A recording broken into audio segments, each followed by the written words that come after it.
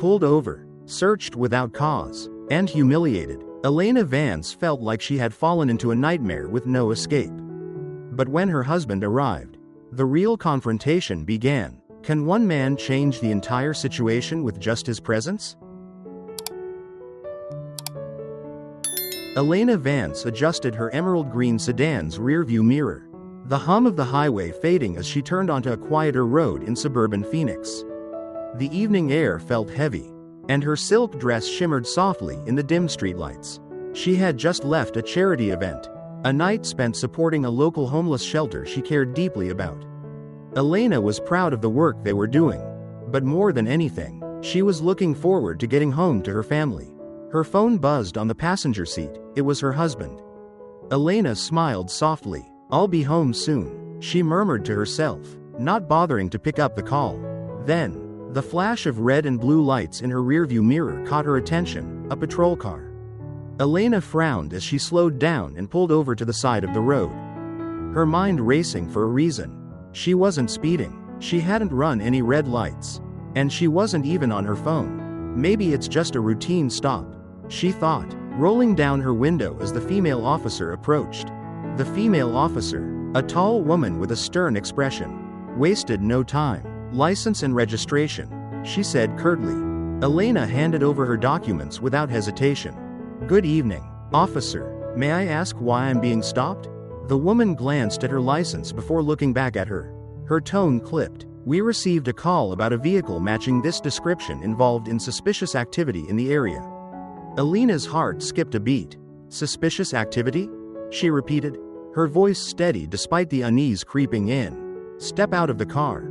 "Ma'am," the officer said, ignoring her question. Elena hesitated. "Excuse me, I'm not sure I understand." "Step out of the car now," she interrupted, her tone firmer. Another patrol car pulled up behind the first, and two more officers got out, their flashlights cutting through the dark. Elena's hands trembled as she unbuckled her seatbelt and opened the door. She kept her hands visible, just as her husband had taught her. "I'm complying," she said, keeping her voice calm but firm. "But I'd like to know why I'm being treated this way." Her calm demeanor seemed to agitate the officers further. One began searching her car without asking permission, rifling through the backseat and trunk. The other two stood close, watching her every move. Elena's heart pounded. This wasn't right. She had nothing to hide. But the way they treated her, as if she were guilty of something, was humiliating. But Elena wasn't the kind of woman to cower. "I'd like to call my husband," she said, her voice cutting through the tension. One officer scoffed. "You can do that after we're done here." Elena's jaw tightened, but she said nothing. She didn't want to escalate the situation. Instead, she silently prayed that someone would intervene, that this would end before it spiraled further. But she had no idea that the situation was about to take an unexpected turn. Elena stood beside her car, the cool evening air brushing against her arms as she watched the officers rummage through her belongings. Her perfectly organized trunk, filled with boxes of brochures and event materials from the charity event, was being treated like a crime scene.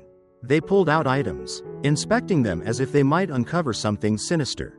One officer held up a stack of pamphlets. "What's all this for?" Elena's voice remained calm but firm. "I just left a charity event. Those are brochures for the homeless shelter we're supporting." He stared at her, his expression unreadable, before tossing the stack back into the trunk without a word. The second officer, a younger man with nervous energy, approached her. "Ma'am, are there any weapons, drugs, or anything illegal in this vehicle?" "Number, officer," Elena replied, her patience wearing thin. "I told you I've done nothing wrong. I'd appreciate it if you could explain why I'm being treated this way." Her composure only seemed to irritate them more. "We're just doing our job," the female officer barked, slamming the trunk shut. Elena glanced at her phone, still on the passenger seat, buzzing again with an incoming call from her husband. "May I retrieve my phone to call my husband now?" she asked. The officers exchanged glances. "No sudden movements," one of them said, as if she were a threat. Elena fought the urge to roll her eyes but complied, carefully reaching into the car to grab her phone.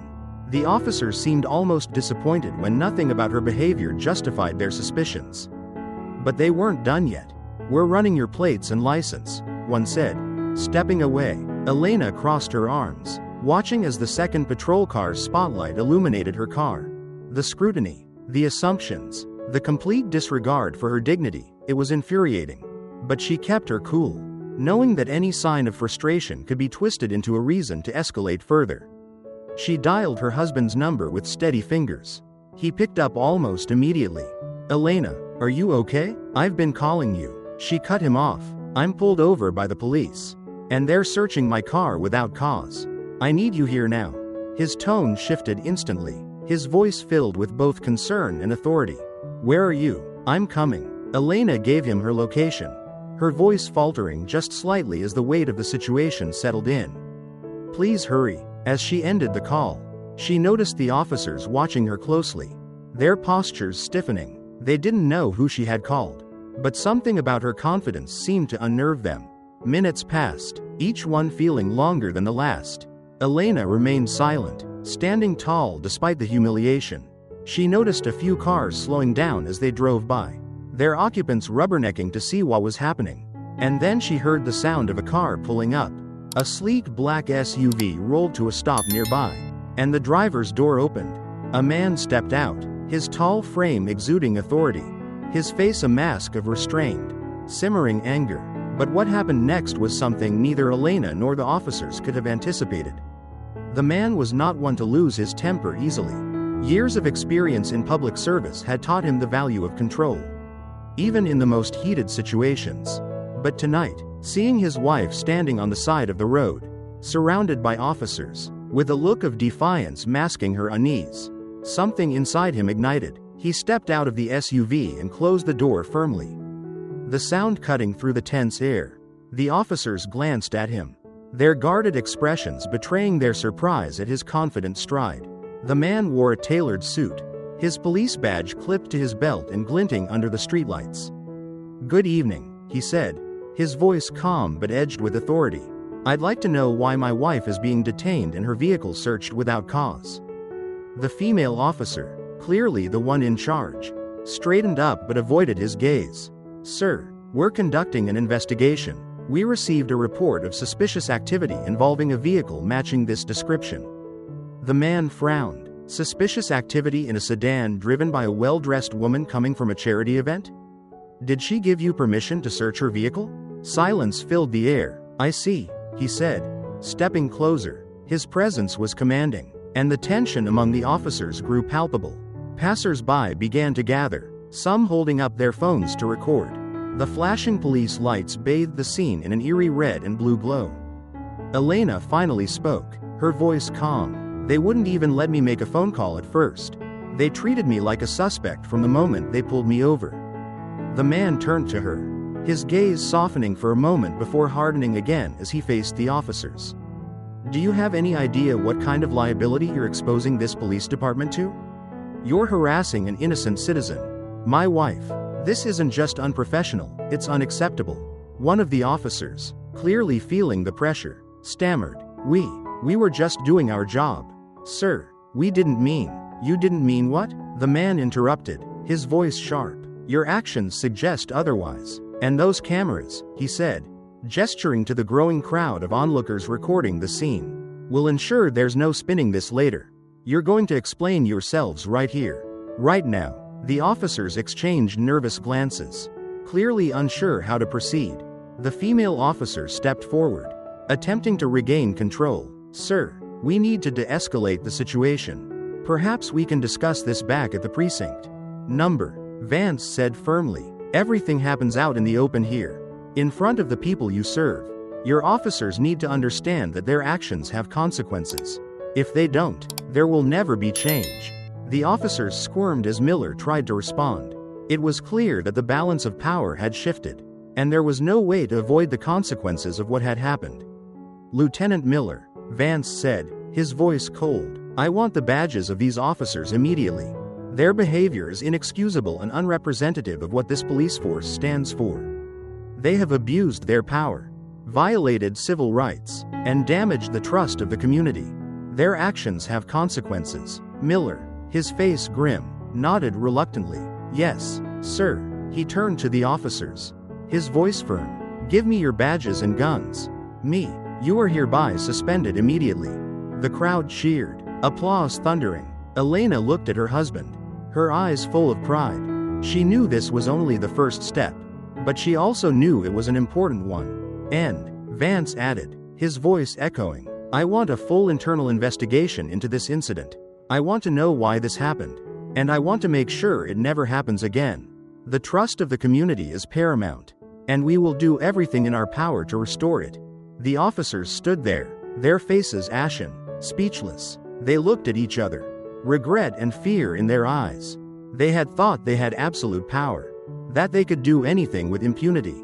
But they were wrong. They had underestimated the resolve of Chief Vance and the support of the community. Now, they must face the consequences of their actions. They have lost their jobs, their reputations, and the respect of their people. They have become outcasts, despised, and they know they have only themselves to blame. This story serves as a wake-up call about abuse of power and prejudice, as well as a lesson in accountability and justice. The police officers acted beyond their authority, violated the dignity of a citizen, and paid a heavy price for their actions. Police Chief Vance's timely intervention cleared his wife's name and sent a powerful message to the entire police force. No one is above the law. Mr. Vance and his wife's actions demonstrated the power of transparency and the courage to speak out, affirming that justice must be served fairly for all. Elena used her voice to defend the vulnerable. She said, "It's not just about what happened to me, but about what we do together to prevent it from happening to others." The Vance family turned injustice into a catalyst for change, believing that a better world is possible. Change begins with accountability and courage, because every voice matters. Do you agree that everyone can make a difference? Have you ever witnessed or experienced a similar situation? Please share your thoughts and experiences in the comments below.